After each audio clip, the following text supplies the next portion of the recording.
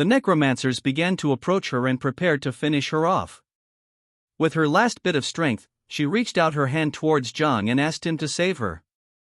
Zhang turned his head towards her and, with a serious look, started to gaze at her, remaining silent in deep thought. Several necromancers grabbed Muhan's arm, but at that moment, Zhang also grabbed her arm and asked her to flee. She began to look at his arm with a confused expression and couldn't help but wonder what was happening. Using all his strength, Zhang pushed Muhan aside and threw her backwards, saving her from the necromancer's attack. While he had one hand extended backwards, he stared intently at the necromancers and asked her to get away from here and stop interfering. Terrified, she started running backwards and then suddenly tripped and fell to the ground.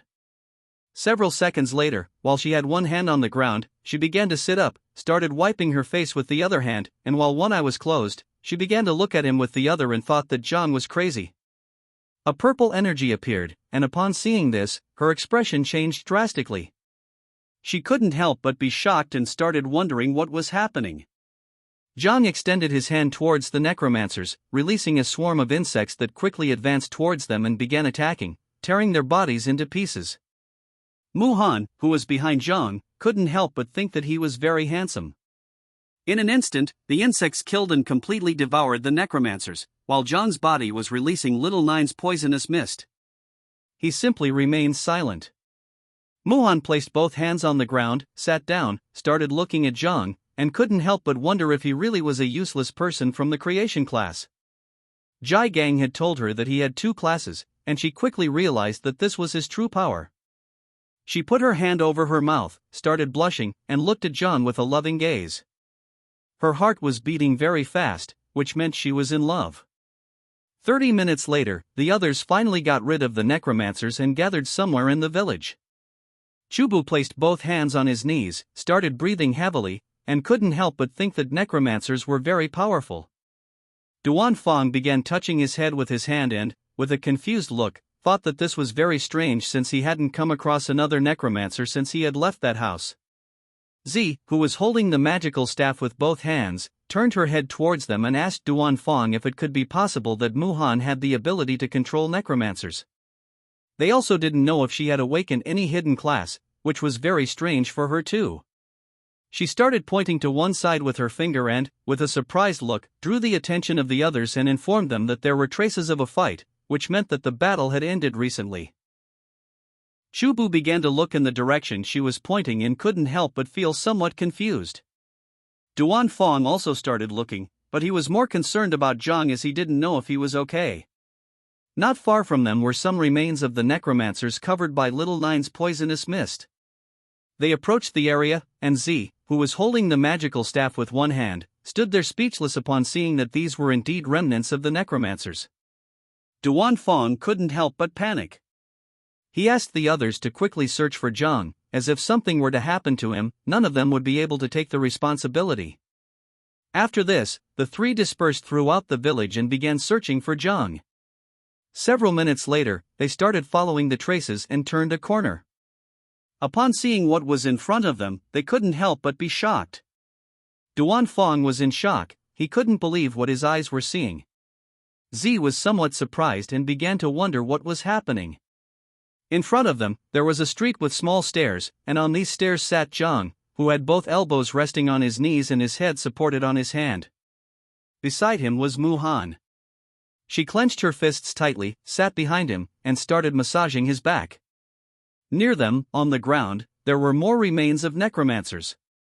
Chuang, who was behind them, asked Duan Fong if that was Zhang. Z began pointing to the sky with her finger and, with a surprised look, told him that it was indeed Zhang. Duan Fong started looking at Zhang with a confused expression and asked the others not to move because this was too strange. He didn't understand how the granddaughter of a king could be giving back massages to Zhang as if she were a servant. He came to the conclusion that these two were probably illusions created by the boss of this secret realm. Muhan clenched her fists, stood behind Zhang, and started giving him a massage. Both of them looked ahead and saw Duan Fong and the others. Upon seeing that they had arrived, Zhang stood up, pointed to one side with his thumb, and explained to them that the boss was in the backyard of the village. Far from feeling relieved, they adopted an offensive stance. Duan Fong took out his bow and, with a serious look, ordered them not to move.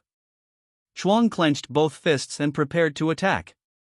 Zi tightly held the magical staff, stared at Zhang, and asked him to answer the question they were going to ask first. Upon hearing this, Zhang and Muhan couldn't help but feel somewhat confused. She stood up, positioned herself in front of him, extended her hands to the sides, looked at them with a serious gaze, and told them that if they wanted to harm Zhang, then they would have to step over her dead body first. He began to look at her with a confused look and couldn't help but wonder what she was doing and why she was behaving this way. Zhang put his hand on her face, pushed her aside, stood in front of her, closed his eyes, placed the other hand on his chest, and with a smile explained to Duan Fong that he knew what they were thinking. He revealed to everyone that he wasn't any monster, he just had a little more charm. They didn't respond, and upon seeing this, he told them that their boss was named Gang, and Antang cooked very well. Zi approached him, placed both hands on his chest, and asked if he was injured. He started touching his head with his hand, closed his eyes, and began to smile. Chuang couldn't help but feel relieved to see that he really was Zhang and wasn't hurt. On the other hand, Duan Fong remained somewhat confused. Muhan, who was hiding behind Zhang, grabbed his cloak with one hand and, while blushing like a tomato, asked the others not to be angry with her because she was just being obedient. Zhang turned his head towards her and with an angry look asked her to tell the truth and stop lying. Upon hearing this, Zi was somewhat surprised that she did not expect this from him. Duan Fong began to smile and thought that he really had the skills to conquer women. Chuang also started to smile and thought that he was hopeless. Zhang began to feel overwhelmed and with a shout told them that it was enough already. He also asked if they didn't want to defeat the boss. In response, the others started to smile and changed the subject by saying yes. Sometime later, they arrived at the backyard of the village. With a determined look, Zhang gave a strong kick to the door while the others simply remained silent. They opened the door and started entering the backyard. In front of them stood the boss of this secret realm, who was giant and had a murderous gaze. It slightly lowered its head and began staring fixedly at Zhang. A system window appeared and informed everyone that this boss was called the God of the Undead, had a boss rank, and was level 40. Zhang raised his head and began to stare at the boss silently, contemplating. Everyone started looking at the boss and couldn't help but be shocked. With a serious and determined look, Duan Fong revealed to them that this was the level 40 boss. He also asked them to be careful as he would attract its attention first. He assigned Muhan with the task of protecting Zhang. He also asked Zi not to forget to use the buff and advised her to be careful with the boss's attacks. They couldn't be reckless, they had to try to ensure their own safety while attacking. They had to be very careful because this was no game. The boss simply started looking at them and remained silent. Several seconds later, it began to move. Seeing this, Duan Fong asked the others to be careful as it was moving and also ordered them to separate. But to everyone's surprise, instead of attacking, the boss crouched down, rested its elbow on the ground, and prostrated itself before them, leaving everyone in shock. The boss's body began to tremble. Duan Fong was dumbfounded and, with a surprised look, he started wondering what was happening. Chuang was also astonished. He was surprised because he didn't know why the boss was begging for forgiveness. Zhang took a step forward, extended his hand towards the boss, and his body began to emit Little Nine's poisonous mist. They were all injured, so he decided to take care of the boss. He knew this was a good opportunity, so he called Little Nine and told her it was time to eat. In the blink of an eye, Little Nine manifested in the form of the insect mother. She opened her mouth and prepared to devour the boss. It lifted its head, looked to one side, and upon seeing this, it couldn't help but be shocked. Little Nine began to devour the boss while Zhang simply remained silent and started smiling. Several system windows appeared. He had killed the boss called God of the Undead, and as a reward, the system granted him 76,619 experience points. Little Nine also transferred her 31,224 experience points to him.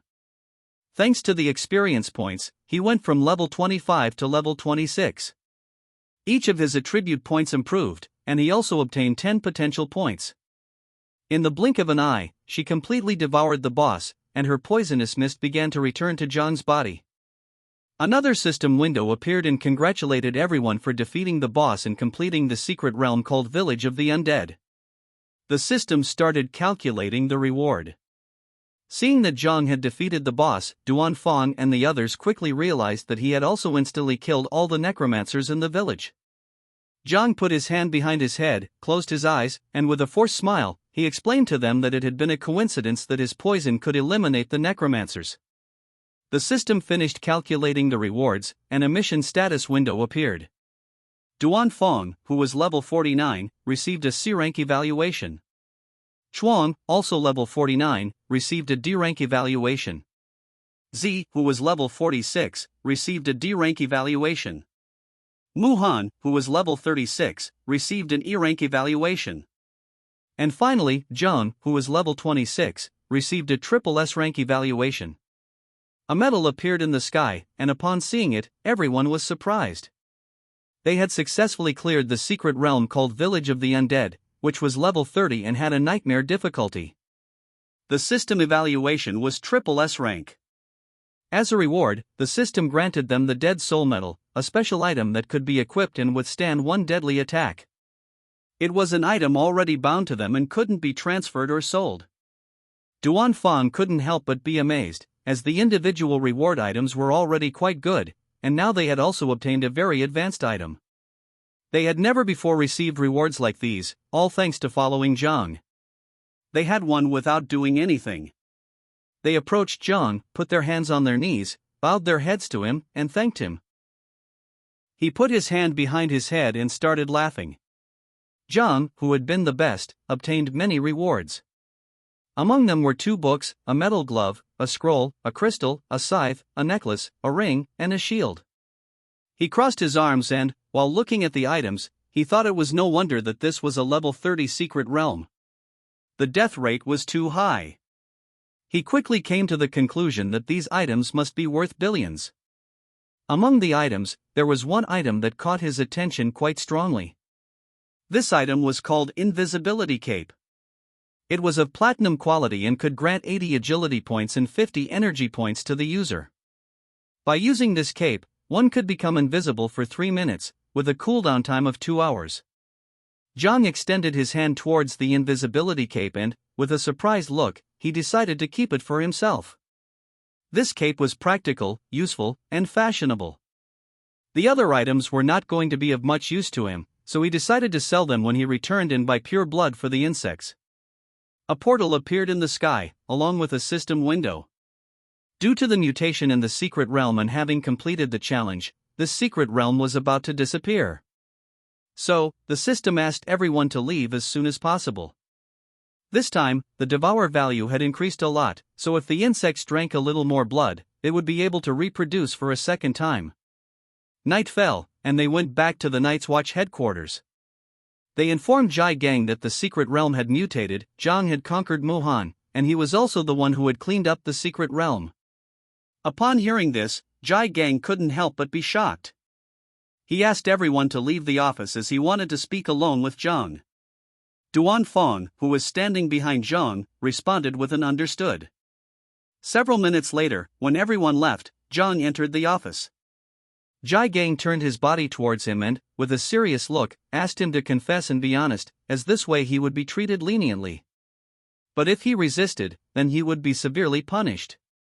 Zhang became somewhat confused and, with a trembling voice, he asked him what he meant by being honest. Jai Gang started staring into Zhang's eyes. He had told the others that the Venom class could counteract necromancers, but Jai Gang knew this was just an excuse to deceive Duan Fong and the others. He knew that Zhang was pulling his leg. While Jai Gang's eyes were shining with a sinister look, he asked Zhang to tell the truth and also asked him what he was hiding. He began to look at him with a confused gaze and couldn't help but wonder what was happening. He started sweating, and Little Nine manifested in his consciousness. She was also terrified. He didn't know if the insects were about to be discovered. They were an ancient celestial plague, and if people found out about their existence, he didn't know if they would forgive him. This is the end of the video. If you guys want to see the next part, then don't forget to subscribe and like the video as a form of feedback.